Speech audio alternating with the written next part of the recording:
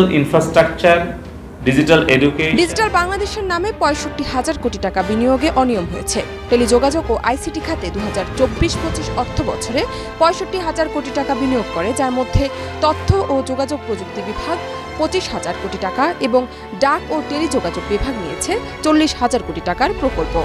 এরপরও জাতিসংঘের আন্তর্জাতিক টেলিযোগাযোগ ইউনিয়নের আইসিটি ডেভেলপমেন্ট ইন্ডেক্সের জুন ২০২৪ অনুযায়ী বাংলাদেশ ১০০-এর মধ্যে ৬২ স্কোর করেছে। এক্ষেত্রে মিয়ানমার, শ্রীলঙ্কা, মালদ্বীপ, ভিয়েতনাম ও ভুটানের পরে বাংলাদেশের অবস্থান। ডাক ও টেলিযোগাযোগ বিভাগের ২০২৪-২৫ অর্থ বছরে এডিপি পর্যালোচনা সভায় জানানো হয় ২০১০ সাল থেকে আগস্ট ২০২৪ পর্যন্ত তথ্য ও যোগাযোগ প্রযুক্তি বিভাগ এবং ডাক ও টেলিযোগাযোগ খাতে ৬৫,০০০ কোটি টাকা বিনিয়োগ করেও আশানুরূপ অগ্রগতি হয়নি। আমাদের যে সাইবার সিকিউরিটি অ্যাক্টটি রয়েছে আর যে ধারাগুলো নিয়ে সমালোচনা রয়েছে সেই ধারাগুলো নিয়ে আমাদের পুনর্বিবেচনা করতে হবে। উপদেষ্টা মোহাম্মদ নাহিদ ইসলাম বলেন, ২০১০ সাল থেকে ডিজিটাল বাংলাদেশের নামে প্রচুর অর্থ ব্যয় করে অনেক প্রকল্প নেওয়া হয়েছে, কিন্তু এর ফল পায়নি দেশের মানুষ।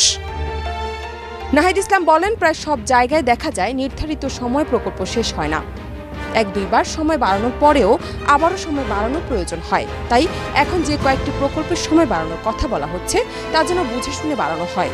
এবং সার্বিকভাবে কাঠামোগত সংস্কারের কথা আমরা বলছি। সব প্রকল্পগুলো ঠিকমতো শেষ করতে পারলে বাংলাদেশে ইন্টারনেট এবং টেলিযোগাযোগ খাতে অনেক অগ্রগতি হবে, যার সুফল দেশবাসী ভোগ করবে বলেও মন্তব্য করেন উপদেষ্টা। প্রকল্পের ব্যয় কমানো, দীর্ঘসূত্রিতা পরিহার, সফটওয়্যারের সবসময় প্রকল্পের আপডেট দেওয়া এবং সময় মতো প্রকল্প শেষ করার বিষয়েও মন্তব্য করেন উপদেষ্টা।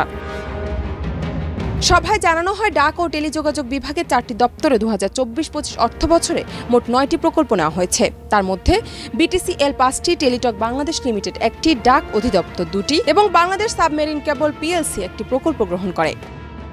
সার্বিকভাবে প্রকল্প পর্যালোচনায় দেখা যায় ২০২৪-২৫ অর্থ বছরে আগস্ট ২০২৪ পর্যন্ত জাতীয় অগ্রগতি ১.02% এবং ডাক ও টেলিযোগাযোগ বিভাগের অগ্রগতি ৩.84%।